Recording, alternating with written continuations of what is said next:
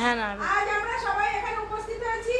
আজ আমাদের সুপুষ্টি দিবস। প্রত্যেক মাসের চতুর্থ শুক্রবার আমরা এই সুপুষ্টি দিবসটা পালন করি।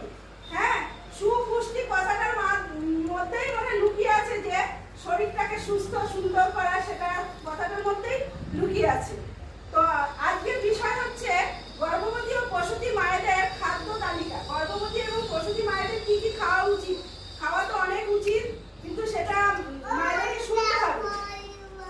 গর্ভবতী ও প্রসূতি অবস্থায় দানা শস্য যেমন রুটি, ভাত, রুটি, শাক, সবজি, ফল, প্রোটিন জাতীয় খাবার যেমন মাছ, মাংস এবং দুধ, এগুলো খেতে হবে। আর তেল জাতীয়, স্নেহ জাতীয় পদার্থ যেগুলো হচ্ছে তেল তেল এই সমস্ত খাবারগুলো খেতে হবে।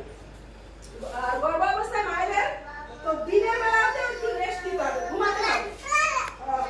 ধরো প্রায় 2 থেকে 3 ঘন্টা দিনের বেলায় ঘুমাতে হবে। রাত্রে যেমন ঘুমাও সেরকম তো ঘুমাতেই হবে। আর খাওয়াটা হচ্ছে তোমার অনেকে খেতে পারে না, তখন বমি টমি হয়, কিন্তু সেই জন্য বারবার খেতে হবে। অল্প করে খাও, বারবার খাও, অল্প অল্প খাও। হ্যাঁ, আর আমরা সাধারণত দিনে 3 বার খাই, কিন্তু গর্ভাবস্থায় 6 বার 5-6 বার খাওয়া উচিত। কারণ একবারে তো বেশিটা খেতে পারছি না, ওই জন্য 5-6 বার খাওয়া উচিত। আর হেলথ সেন্টার থেকে যে আইএফএ ট্যাবলেট দেবে সেগুলো প্রতিদিন খাওয়া উচিত। তারপরে আমাদের যে দুটো ইনজেকশন হয় সেই ইনজেকশন দিয়ে ঠিকঠাক নেওয়া উচিত। হ্যাঁ, এইগুলো বলেই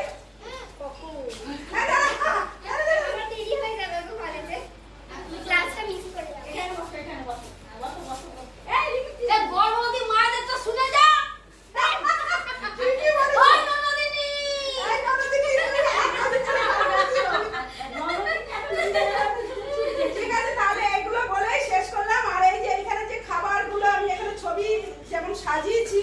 ডিম, প্রতিদিন ডিম খাওয়া উচিত। ডিমে প্রচুর পরিমাণে প্রোটিন আছে। এবং আমরা যে বলি কথাটা বলি হলুদ সবুজ সাদা খাও গাদা গাদা, এই যে কথাটা বলি প্রতিদিন হলুদ সবুজ এবং সাদা 3 রকমের জিনিস মিশিয়ে খেলে পেটের কোনো সমস্যা হবে না। তুমি যদি প্রতিদিন শুধু সবুজ জিনিস শাক সবজিও খেয়ে যাচ্ছ, হলুদ কিছু খাচ্ছ না, তাহলে তোমার পেট ঘুরপাট করতে শুরু করবে। আবার শুধু